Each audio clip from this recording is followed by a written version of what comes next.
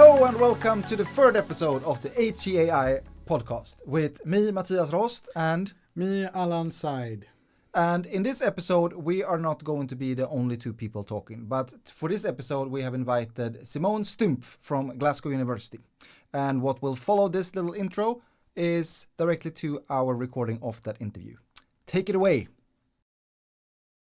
Welcome. Today we have the honor to have Simone Stumpf as our guest on the HCAI podcast. Simone is a reader in responsible and interactive AI at the University of Glasgow, and she's been working in AI, machine learning, intelligent user interfaces for quite some time. Simone, would you like to give us a short introduction of yourself?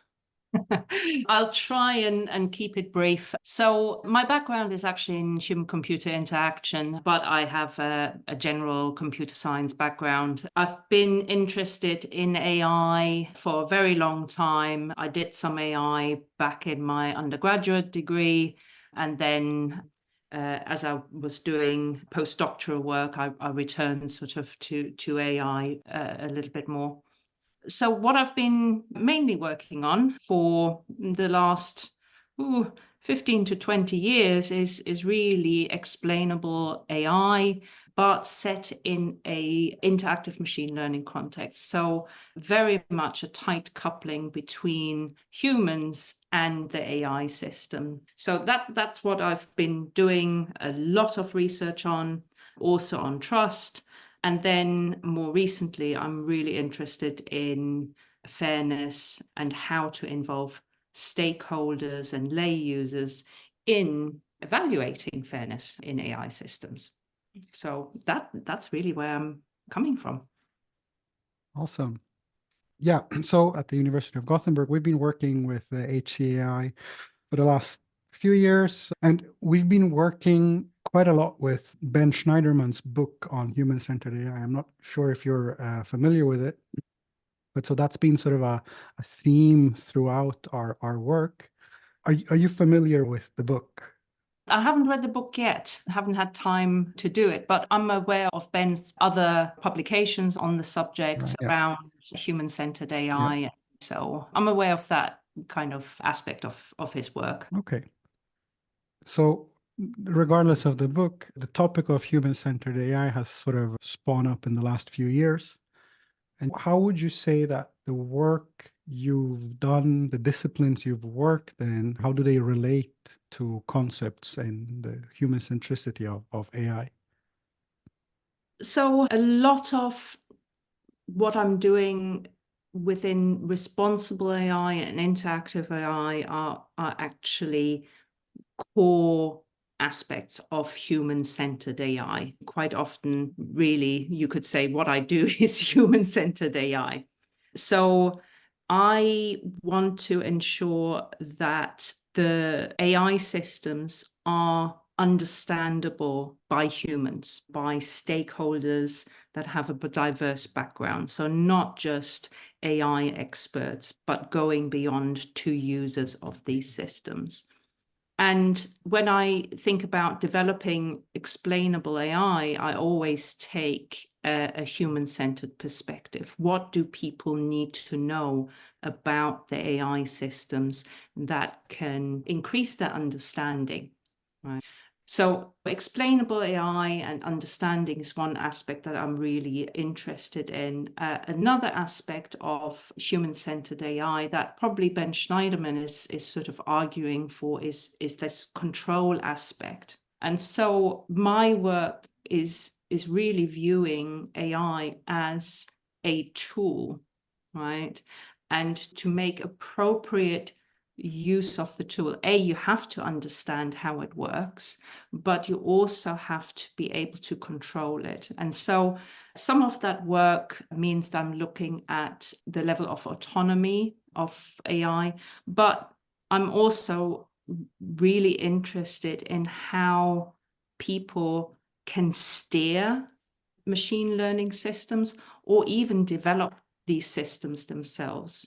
So if you think about it currently, what we have is AI experts developing these AI systems, then releasing them, deploying them out into the wild to be used without much input from anyone else.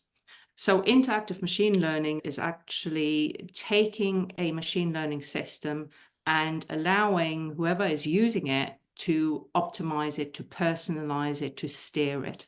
So providing control for them to change the AI system.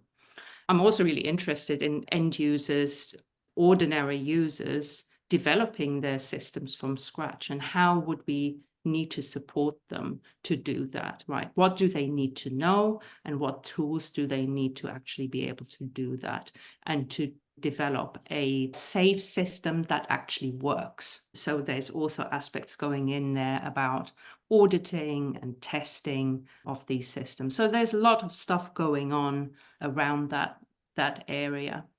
I work a lot with interfaces to AI systems. So quite often AI experts who develop these systems tend to forget that they actually have users.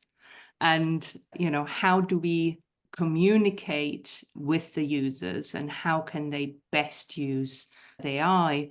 And that's where also issues of trustworthiness come in. How can we ensure that these systems are trustworthy enough? And there I'm particularly interested in calibrated trust. So we shouldn't rely on these systems too much and not too little, rather than just going, well, we need increased trust in AI. So that's not what I'm about.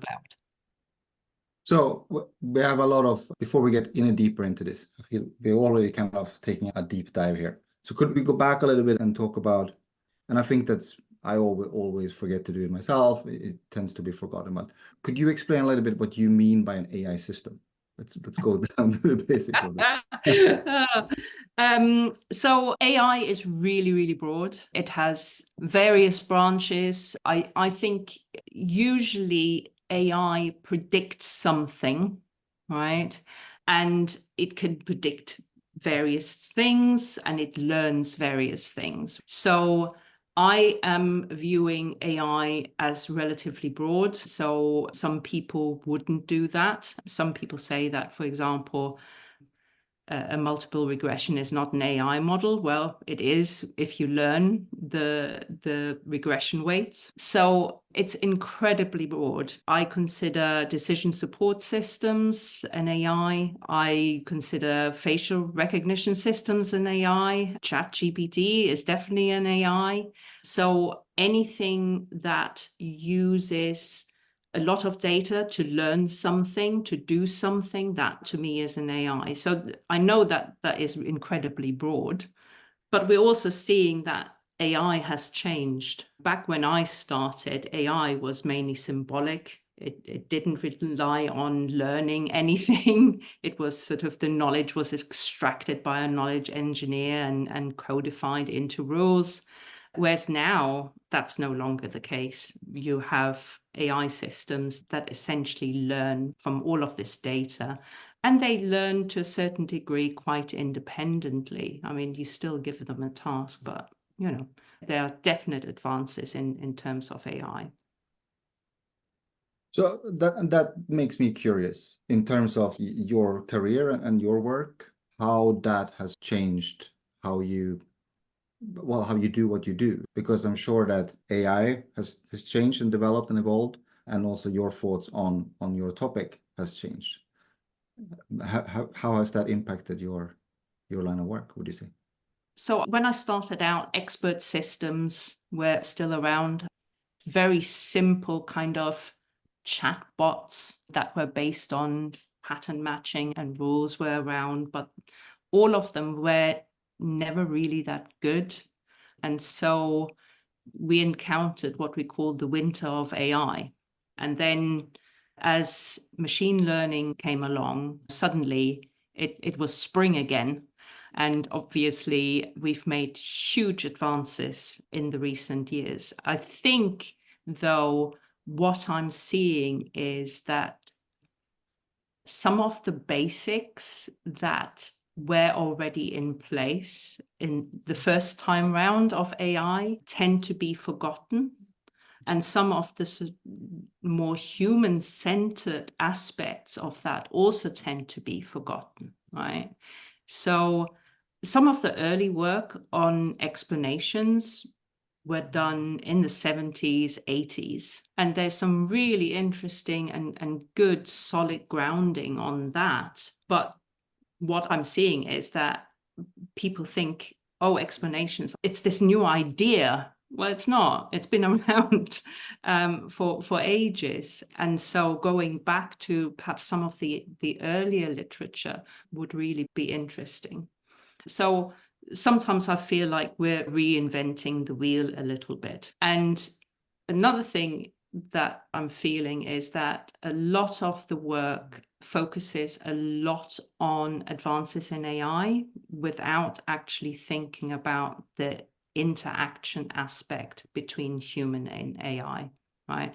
And again, we know that is important, but it tends to be forgotten in the excitement of yet another advance in AI system. So I think we need to go back a little bit and sort of go, what has been done before that we might need to go back to and revive?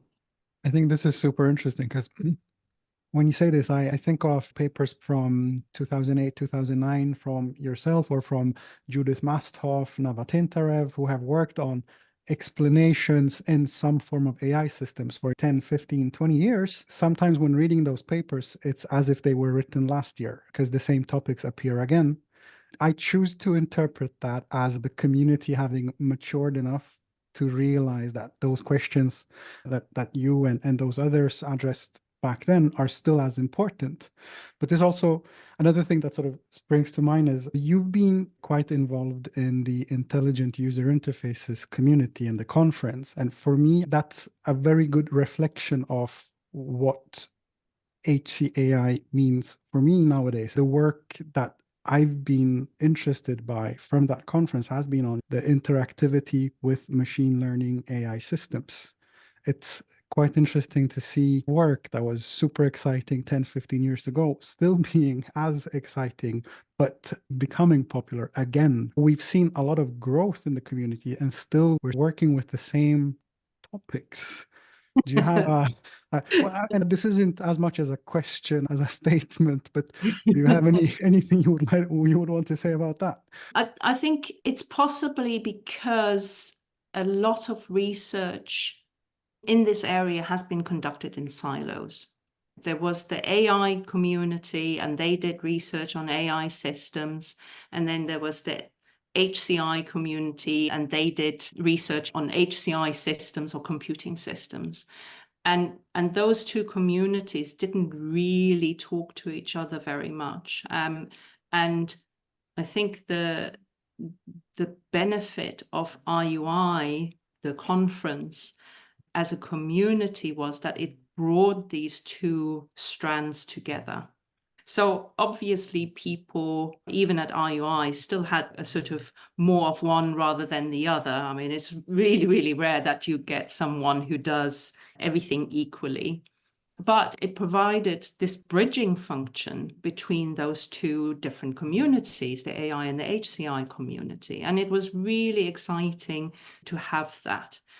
And I think it has changed a little bit. Placing, there used to be a time when placing an AI-related paper in CHAI was very, very difficult. And respectively, placing a more HCI-influenced article in an AI conference was virtually impossible.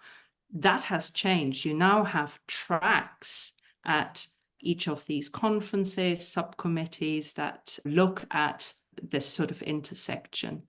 What hasn't happened is that they've gone back to RUI and kind of went, oh, I wonder if somebody has done research on this. And so there's a lot of stuff that has first appeared at RUI many years ago and hasn't really informed these other communities because they don't realize it has been done. Not being done as in book closed, but there has been previous research around that. So I think that's what's happening. I find it interesting, having looked at the call for papers for IUI this year. There was a, sort of a heavy leaning towards AI, LLMs, and so on, which is interesting to see that this is becoming an even larger part of that community, while still retaining this sort of HCI aspect. The type of work on explainable AI that you've done is an extremely good example of how these two communities meet and where the interactions are. That's Yeah. yeah. And I think there's other interactions as well that I think are equally important. I mentioned that I'm really interested in fairness, and a lot of that work has been conducted purely on technical aspects of bias, forgetting that fairness is actually a human value. So it's extremely difficult to codify and quantify fairness. And so what you have is all of these fairness metrics and fairness measures, and you have literally hundreds of them. But what is not being done is, well, how do we engage? How do we bring that back into the human realm? What actually matters to users? So there's definitely other strands of research in human-centered AI that need that combination of AI and HCI. I've been looking at fairness. So I work in recommender systems, and there's been plenty of work on fairness and fairness metrics in that space. And it resonates with what you're saying, that it just becomes metrics that codify some value in a good or not so good way. And it's really difficult to work with these things systematically, not taking the human into consideration. So this entire topic of fairness, and if we expand it to the FACT conference, accountability, transparency, is very related to HCAI. But I'm also struggling a little bit in figuring out what's what. So is HCAI the umbrella term, or is fairness, accountability, and transparency the umbrella term? Do you have any input on that? Oh, I think if we're talking, for example, about the FACT conference, I think it's important to look at the history of that. It came out of a workshop that was associated with an AI conference. So a lot of that work, again, comes from an AI perspective rather than an HCI perspective. There has been some drives to actually get HCI into FACT a little bit more. But again, I think there's just a different tradition, really, that puts a slightly different perspective on that work. So while I quite often, when I talk about responsible AI, use fairness, accountability, transparency, my work is actually more HCI informed than FACT informed. So I don't know if that answers your question, but I think, again, what we need to do is bridge that. And I think responsible AI, fairness, accountability, transparency are part of human-centered AI, but it's not necessarily everything. So there also needs to be a sort of view on, well, how do we actually design these systems? And quite often that is not covered by fairness, accountability, and transparency. To me, human-centered AI is much broader than just fairness, accountability, and transparency. There's something else missing in that. To me, that answers it, and I'm sure Alan is happy with that answer. It's an answer I would agree with, so that's why I'm kind of taking over the board. Same here. So, yes, you're kind of saying that, FACT comes from AI, the workshop from AI conferences, and you have your background originally is HCI, right? Yeah. Yeah. So, but what is then HCAI? Is it both? Is there room for AI research in HCAI? And if so, how much room for HCAI is it? Or is it all of HCI and then also some AI?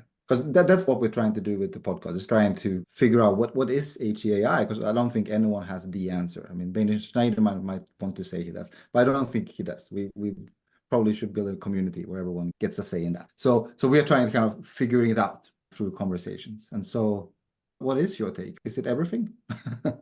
It should be everything. I think even if you're a hardcore AI algorithm designer, you work in figuring out how to put together an AI architecture and develop a model and test it and everything. And sometimes they go, yay, I got 2% improvement on accuracy. And so some of the finer technical details can get lost in that overall work. But what I always think, well, you're not developing an AI system for fun.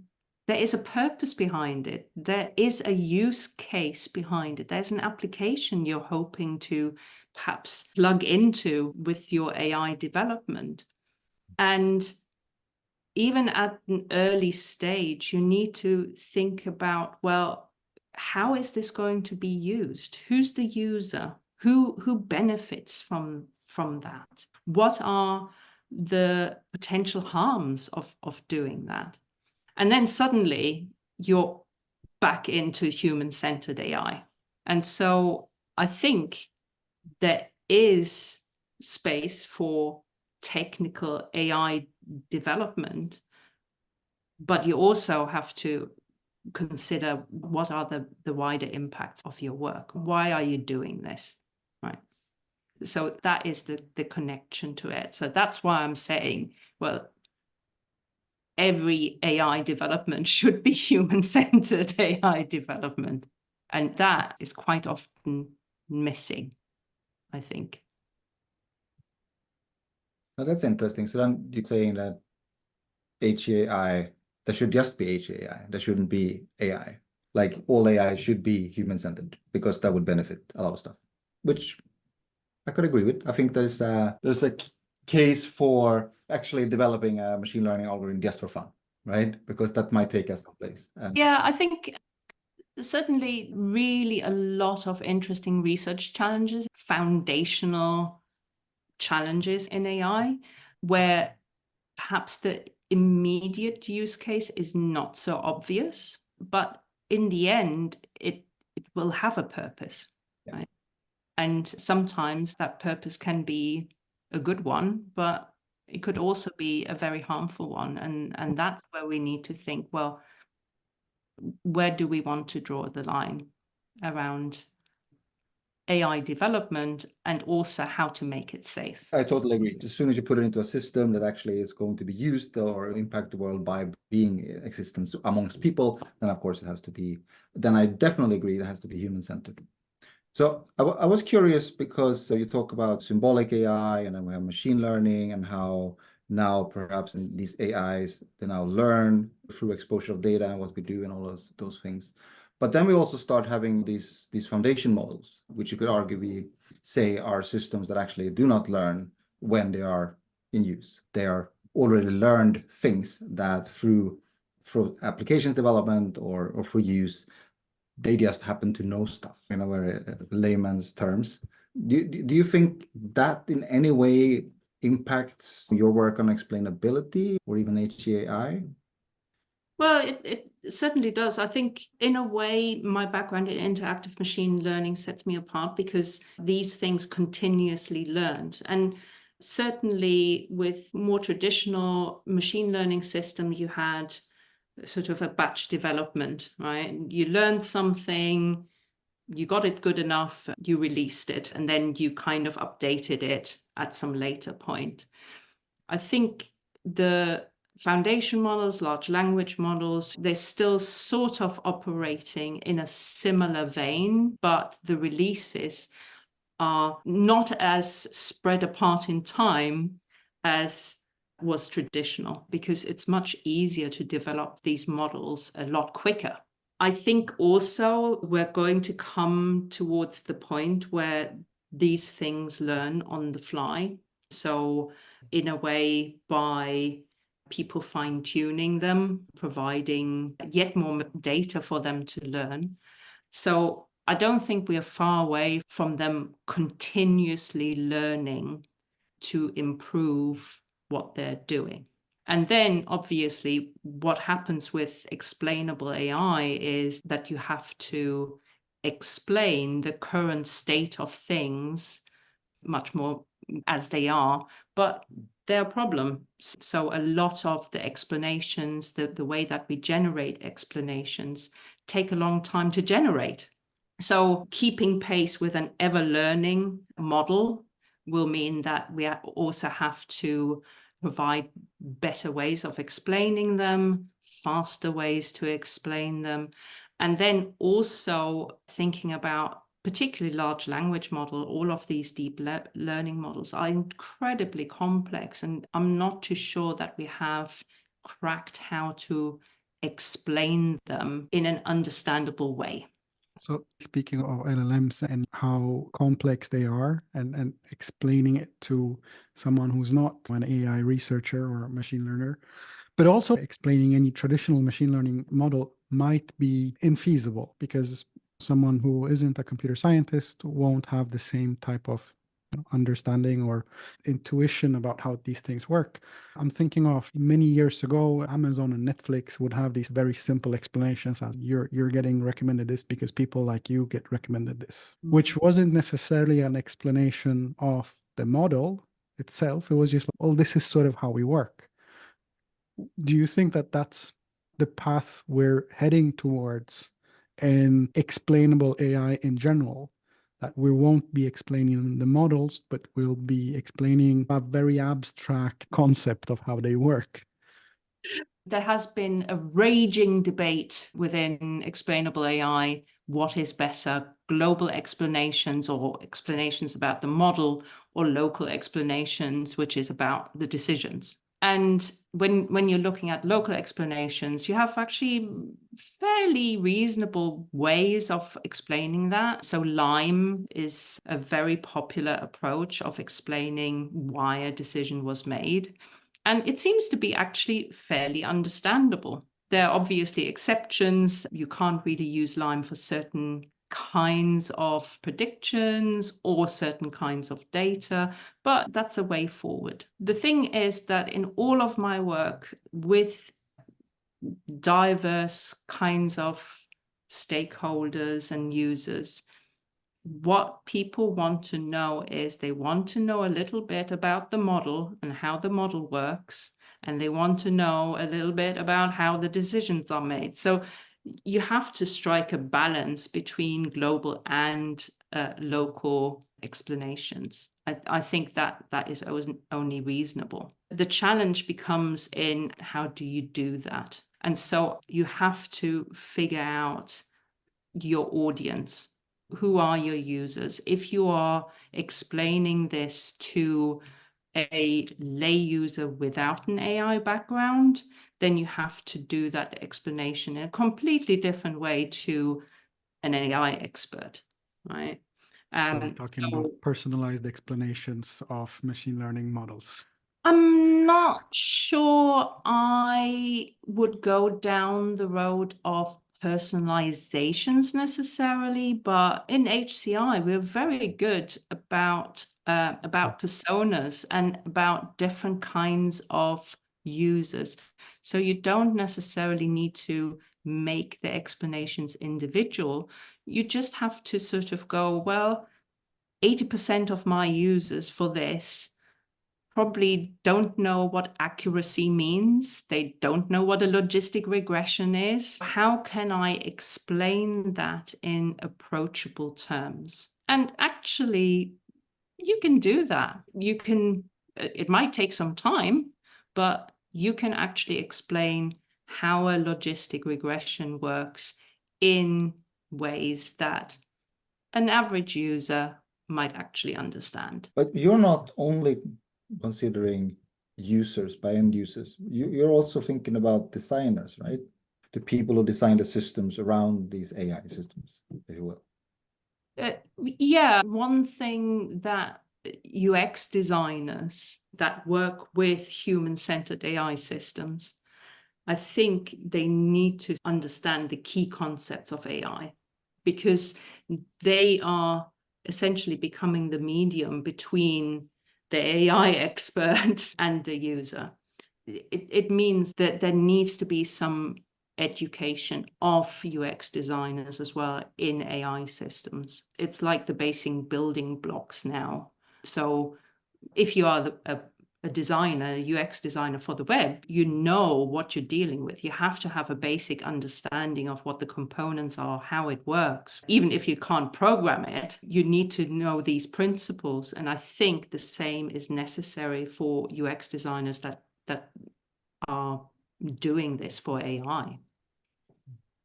I definitely agree, and I have a course called Design and AI where I try to teach designers that particular thing. But I'm curious there, because now you say that those designers, the UX designers, there needs to be some education for them, rather than talking about how the AI researchers or the explainable AI researcher has to be able to develop models that can explain themselves, so that also designers can use it. Do you think there's a difference here, how we approach making sure that the designers understand the materials that they're working with versus the end users of systems that are exposed to whatever output comes from these machines? One thing I want to tackle here is the idea of naturally explainable models or inherently explainable models. I don't think a thing like that exists. All models are complex. And so it's not necessarily the AI expert designing an explainable model.